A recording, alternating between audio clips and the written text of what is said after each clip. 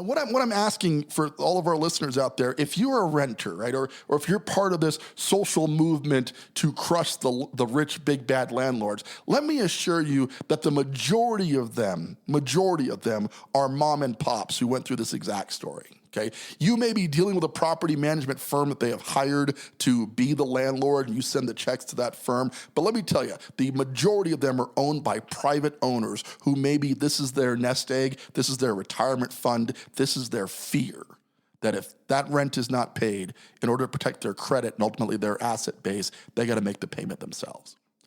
Okay, and as a guy who went through it, and today I stand before you with 8 different rental properties, I can tell you it doesn't keep me up at night anymore. Okay, but when the early stages of this was a humongous fear. So we get a tenant in there, and they're paying rent, and suddenly, you've transitioned from would-be landlord to actual landlord. Check 1 2 1 2. Turn it up. Welcome to the Foreclosure Deals Coach podcast. The tides are turning. The time is now. Your home for the mindset, methodology, and tools needed to invest in foreclosures. Don't you dare buy a house. Buy a deal. You need to get into this right now. Yeah. And now your host, the Foreclosure Deals Coach, Donnie Corum. Hello, and welcome back to the Foreclosure Deals Coach podcast. I am your host and Foreclosure Deals Coach, Donnie Corum. You guys are what's too up, kind, guys? Too kind. This whole studio audience, thank you guys for being here. And of course, I've got my main man, executive producer, and all-around badass, Mr. Jonathan Winston, in the studio with me today. What's going on, Jay? Well, I am just continuing to become more of a Coloradan and just loving these flash 3 to 5 inch snowstorms that we get. Yeah, so you're enjoying this, huh? This is a thing for you now. I don't know. I'm trying to be optimistic and just trying to embrace the situation for what it is. But like you like to say, we're a tropical people, man. This is not my thing. The most ideal for me. It really isn't. And for those of you out there, okay, so like we're in Colorado, and about 2 days ago, it was, what would you say, 70, 80 degrees out. I had the top off 70. on my Jeep. I was cruising around. Life was good. And like about 48 hours later, we were dealing with this massive snowstorm, which is kind of, shut down parts of the city. Schools got delayed, like this, just from absolute tropical paradise, if you will, in the mountains to disaster, and it happened so fast. But as we say in Colorado, if you don't like the weather here in Colorado, just wait about 20 minutes. And we say that in Oklahoma too, but it's like it's a whole new thing up here. You don't have to worry about like mountain snow avalanche things down. It's just maybe a rain or tornado or something in Oklahoma. Yeah, it's a whole different thing. And the tornado thing's a problem. I'm also not big on, getting blown away, like literally. So, I mean, let's not downplay that. Let's get to the show today. And first of all, thank you guys so much. We had just a short hiatus, a couple episodes we took off here. And, I want to it was kind of funny because you're like, all right, nobody's going to notice, right? Out of the gate, I get a couple of texts on Facebook like, hey, when's the next show coming out? I'm kind of used to you guys releasing on a certain schedule, and we're a little bit, not behind. This was by design. But it is interesting to know that you guys are listening, and I appreciate that. So thank you very much for that. Yeah. Let's get to it. Today's episode is entitled Landlords Are People Too. And the article that we're going to use today is how landlords are rallying right now in various government areas, but this one in particular is happening in the Georgia market, where they are petitioning the state to remove the CDC ban on evictions. As always, you're going to want to go ahead and check out the article on the podcast show episode there, Foreclosure Deals Coach. You can also join the Foreclosure Deals Coach Insiders group. Multiple ways to stay in touch with this. But right now, for those of you who have been living under a rock for quite some time, recently, because of the coronavirus, people have been excused from paying rent. So step one was, hey, we understand everybody's unemployed right now, so we're going to give some time off for rent. Seemed like a logical conclusion, to be honest with you. And I'm generally, how nice. It is. It's a nice thing, right? You're unemployed. Yeah. You're going through some stuff. You may or may not have the Rona. You got enough going on. So the government steps in, and you ain't got to pay rent, right? Seemed like a cool idea. The problem was, in doing so, they also put a a block, if you will, on paying evictions. So if you're one of those people who wasn't paying rent for a while and then like the rent came due, there was now no legal progress to get you out. I have to be frank with you and say the eviction process is really the only reason the rental process works at all. Okay? Because if there's no penalty for not paying rent, people would just be like full-time permanent squatters. Okay, so there's a legal system in place that prevents people from not paying their rent, and in doing so, gives landlords some ability to protect their investment. Okay, however, what happened during coronavirus is they blocked paying rent, getting people who, let's face it, this doesn't go for everybody, but a lot of people out there are living check to check, rent payment to rent payment. I remember when I was that. So I don't look down on anybody who's working their way up the financial ladder, right? But suddenly you get people who are kind of struggling financially anyway, a little bit of reprieve, and logically when they're out of that rhythm, right? If you are getting a paycheck, if you don't have to pay that rent on the first, that rent starts to go towards maybe buying a new big screen TV at Best Buy or something like that. Not that we needed a new couch. Yeah, this one's getting kind of ratty. Not that I've ever done anything like that, but that TV is hot. Right, and I know I should have paid the rent, but the game was coming. You feel me? So just bottom line, right? So now these landlords, the purpose of this is landlords are people too. So I want you to check out this article because it's kind of short. It just kind of goes into detail on how there's a civil liberties group who is asking a federal judge to block this halting eviction process and put evictions back in place so renters will be motivated to pay rent. But along with this article, there's a lot of sentiment out there where people are kind of demonizing landlords, right? And there's a big movement right now, very much tied, not necessarily to Black Lives Matter, but like groups of that sort, right? Who are out there going, we should never have to pay rent again. Yeah. Right. Social justice warriors coming out of the woodworks now that they don't have to pay rent, right? Right. Because the landlords are these big bad individuals who have so much money. Why should they be, why should we have to pay the rent on this property? And I want to let you know that landlords are people too. Not that you weren't aware of that before, but I want to tell a story because I think this is going to help a little bit more if you understand it from a perspective. Many, many, many years ago. That was my flashback. Did you like that? We need that sound effect. We got to get the sound of that. I probably shouldn't be doing that vocally. Anyway, many, many years ago, I was a young real estate owner, not even entrepreneur yet, okay? And my now ex-wife and I, at the time, we owned this property in a suburb in Stetson Hills, Colorado. And this small house, a little 3-bedroom, 2.5 bath, 2-car garage home. And it's a good story because when I was getting the property, I knew I should be buying a deal. Like part of the reason I became such a deal hunter was because I understood that you had to find a deal in the marketplace. But as we're going out looking at properties, this real estate agent dude, who's still a friend of mine now, and I say the story a little tongue-in-cheek, but basically steers us from Donnie wants to buy a badass under-market deal, and he takes us to the new build office, right? And so now we're in the new build office. And of course, the wonderful salespeople at the new build office are like, well, if you get in now, you can pick the carpet. Ooh, yes. That's right. And you can get black appliances instead of white appliances. Just sign here. I mean, come on, man. And I'm envisioning right now the little devil on my shoulder going, don't do it, man. Don't do it. Right? But, when your wife's there and, she's eager to buy the new house, of course, you're going to say yes. So we moved this property. We were in it for a very short period of time. It actually turned out to be a great deal because we were buying in the Colorado Springs market, which if you're tracking the news is still one of the hottest real estate markets in the United States of America right now. But over the years, we kind of outgrew the house, so we're looking at a much bigger, badder house. And the second one I did buy a deal, by the way, it was a foreclosure, and I still have it today, and I stole that property. But we had to rent out the previous property. And I'm sharing this story with you because as a landlord and a person, I can distinctly remember the feeling of transitioning from a house that you saved up your down payment money on, struggled with the credit to get, right? Then eventually moved in and you were so satisfied. And now you've got to give this asset to somebody else to use it each and every single month and hope that they pay the rent.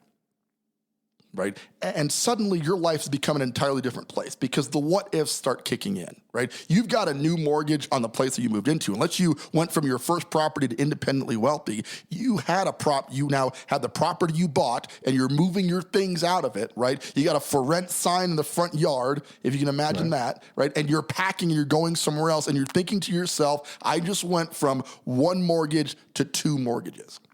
Now, in my heart, I know this is the right thing. In my heart, I know that my financial future depends on this willingness to take a quote unquote risk and purchase rental property. My mentor, the guy that taught me real estate, has over 115 rentals at current count. Okay, he makes more in passive income in a month than most people make in a year. Right? But to get there was an associated part of risk, okay?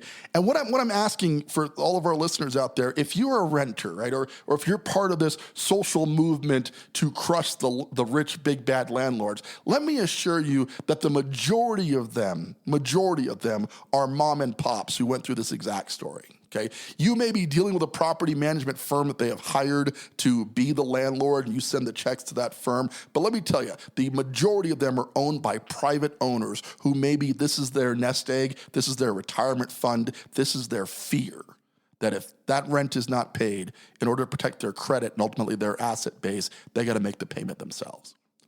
Okay, and as a guy who went through it, and today I stand before you with 8 different rental properties, I can tell you it doesn't keep me up at night anymore. Okay, but when the early stages of this was a humongous fear. So we get a tenant in there, and they're paying rent, and suddenly, you've transitioned from would-be landlord to actual landlord. Okay, right, and you're kind of. Now that you've got the rent coming in, you feel a little bit better. The money's coming in. It's not as big of a deal, because you're not worried about that. But there's still that overarching fear that if this guy stops paying the rent, I got to make that payment too.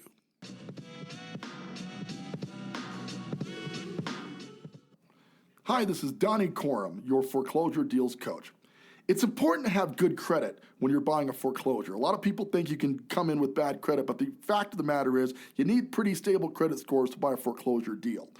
So how do you find out how to increase your credit? Well, there's tons of credit repair agencies out there and multiple formulas, but one thing we found that works is reporting your monthly rental payments to the credit bureau. We partnered with rentreporters.com, the leading provider of adding your payment history direct from your landlord onto your credit bureau scores, and it helping people to boost their scores up to 40 points in as little as 30 days. So to get started, I want you to head on out to www.foreclosuredealscoach.com. Now that's a messenger bot, and you're going to use the keyword rent to get more information about Rent Reporters and how you can boost your credit score by getting your rental reported to the credit bureaus. Once again, Donnie Corum, your foreclosure deals coach. Check it out. And I was one of the smarter landlords, I'd say, because I put a 3-month reserve aside that should they not pay, I could go to this one savings account that I put the money away, and I just never looked at it again. Somebody advised me to do that, and I took that advice. But most landlords are literally living rent check to rent check. Okay, they've got a mortgage they've got to make in a lot of cases because that added income has been coming in maybe for a prolonged period of time. They've perhaps purchased a car based on that. They might be, as I was planning, putting their kids through college with the income from this rental property. Okay, they may have multiple goals that they're working on, but I got to tell you, they're as dependent on collecting that rent check as you are as knowing where to live that day. Okay, and if you take either side of that out, you take either side of the equation out, it seems like a minute thing because we're all kind of going through it together, but I got to tell you, it's going to lead to a massive economic collapse. If we can't protect the people who took that entrepreneurial risk to own rental property, if they are now, the government says you're not important, we must protect the rights of the tenant over the owner of the property, we're in way more trouble than you think. Because here's what's going to happen. If people stop renting homes out, there'll be less homes to rent. If landlords aren't protected, they will stop putting their properties up for rent because the risk will be far too high. And if that happens, ladies and gentlemen, as if you're on the rental side of this equation, you think you're paying too much for rent now? Imagine for a second if half of the available rental properties are taken off the market, like poof. Okay. That's an increase. That's an increase in your monthly rental fee, guy. By a long shot, a huge increase, because supply and demand in a balanced equation is what keeps the market where it is today. The reason why rents have gone up substantially recently is because there are less homes available for rent. Why? Because interest rates are so low that it's simply smarter to buy right now. Mm-hmm. And that's going to drive the price of rents up, right? Imagine if the landlords are no longer incentivized to rent at all. Imagine if giant apartment complexes who provide housing for hundreds, thousands, millions of families all across the country are no longer incentivized to keep paying tenants in there because they're not protected against the unpaying tenants. You got to go big picture, guys. And I understand how it seems like the landlord has all this money, how it seems like they can go without that rent payment for one more month while you have to take care of your family. But what you're missing, there's another family on the other side that also needs to be taken care of with that rental income. A person that took a risk. And in my world, guys, risk equals reward. See, those who just go through life, who buy the white picket fence house at the top of the market and say, I'm just going to buy the nice house because I see it as less risk, make substantially less money than the listeners of my show, the foreclosure deal hunters out there who take a risk each and every single day by going out and looking for a property below market to sell it at or above market. Those who take the risk by design should be compensated more for it. Should you make as much money working for a company as you do owning the company? I think not. No. It doesn't work that way, right? So you are entrepreneurs. You're out there, you're hustling, and maybe today you're paying rent because you're on the way up. I certainly remember when I was that guy, right? If that describes you, understand that you've got a responsibility if there's a roof over your head to do everything in your power to pay that rent this month, every month, and there beyond. And I got to shoot straight with you. If you just can't, you have another responsibility to pack your things, get out of that house. You know, it seems very honorable, right? Who's going to do that? Who's going to volunteer for homelessness? No one.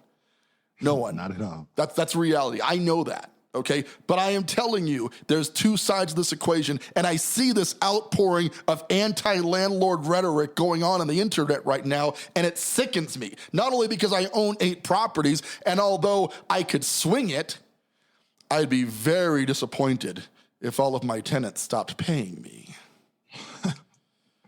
Right? Come on now. I got about $12,000 a month in mortgages right now. If all of them decided, you know what, screw the landlord. I never liked that guy. No one likes that guy, right? And if I go to the government who has protected me with the eviction process for years and years and years and go, I need to remove these deadbeats, for lack of a better term, deadbeats from my property, and the government says, sorry, there's a moratorium on evictions based on a virus that is killing less than 1% of the people who are involved with it, I'm going to burn that office down. Do you understand what I'm saying here? Right?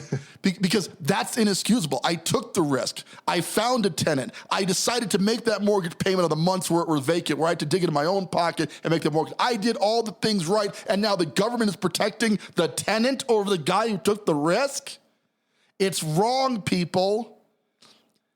You know, and I'm not here to preach to you, but rather, as you can tell, you've heard lots of shows where I get passionate. I'm super passionate about this. I'm super passionate about property rights by people who have staked their entire livelihood on the ability to invest in real estate, like many of you who listen to this show right now, okay? And we as a people need to form a movement that says, no, it is not okay. The time that we did it, shutting down rent for the time that we did it, I didn't really approve, but I got it, okay? Shutting down evictions during the time where there's so much uncertainty, we don't know what the potential death count was going to be on this virus. I didn't approve of it, but I got it, Okay, now that we've got some clarity, things are starting to make sense. The actual fatality rate is relatively low. People could theoretically go back to work. I know a lot of people did, and if you're one of them, thank you. I appreciate that. But you got to be frank, a lot of people did not go back to work.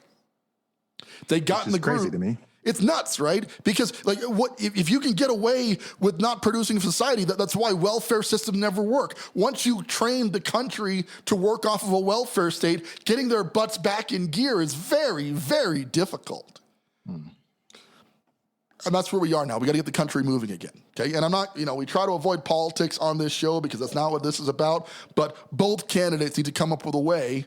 By the time you hear this, we will be post-election season, but whoever gets elected here, both of them need to be aware that the criticality here is now getting people back into work so we can move this economy down the road, okay? Because the cure for the virus with things like this, saying that evictions are no longer allowed or not paying rent, is going to cause a lot more damage than the virus did itself. We're talking economic collapse. Okay, we're talking rents go up by 20, 30% because there's much less houses available. We're talking homelessness going to all-time highs because people can't afford to pay rent as they go up. We're keeping the economy in a very stable balance just the way things are right now. You start pulling features out that kept that balance in place without something to put the balance on, it's like ripping the leg out from under a four-legged table, right? It might stand up, but you push on one side of it too hard. Yeah. Everything, your whole dinner's on the ground, right? And guys, we're heading that direction right now. We're heading that direction right now. And my job as your foreclosure deals coach is to educate and entertain, but mostly to inform, right? We don't go political on the show, but we point out some issues that are happening in the real estate market. And here's the thing, all of this leads to an increase in foreclosures. Right? Ultimately, what the show is about. So you would think I'd be, hey, screw the landlord. Let's knock them all out. Right? Nobody pays. Let's just live for a while. The foreclosure market will come up. I'm gonna buy a Ferrari, a private jet. Like things are gonna go mad crazy. But I don't want to see that happen to my fellow landlord. I don't see that happen to my fellow entrepreneur, and I don't want to see that happen to my fellow American. Do I want to see the market correct? Yes, I do. But not at the expense of the people who worked hard to get it where it is today. And if you're one of the landlords out there, let me know. I'd like to chat with you about what you're dealing with. If you've got somebody who's not paying rent right now, I may not have a solution, but I'd be just super curious to hear your story and how you're dealing with it. We'd love to have you perhaps on the show sometime and talk to some independent landlords. But I can tell you that the majority of the people I'm talking to on the landlording side, the tenants are paying. That's the vast majority of them. There's not as much danger in it as it would seem. That being said, this article proves there's an outlying few who are dealing with it, and the government's enforcing the tenants not paying and not allowing eviction. It's a dangerous, dangerous time in our history, and I really want people to take the time to note that. So, with that, I want to encourage you to get involved, become part of the discussion. We have had a huge amount of people join up in the Foreclosure Deals Coach Insiders group. In each and every single episode, Jonathan publishes out there the article that we discuss, so you can kind of go back to track that. That will always have the link back to the Foreclosure Deals Coach Insiders group, right? So you can join up in the show notes by clicking on that link and becoming a part of the discussion.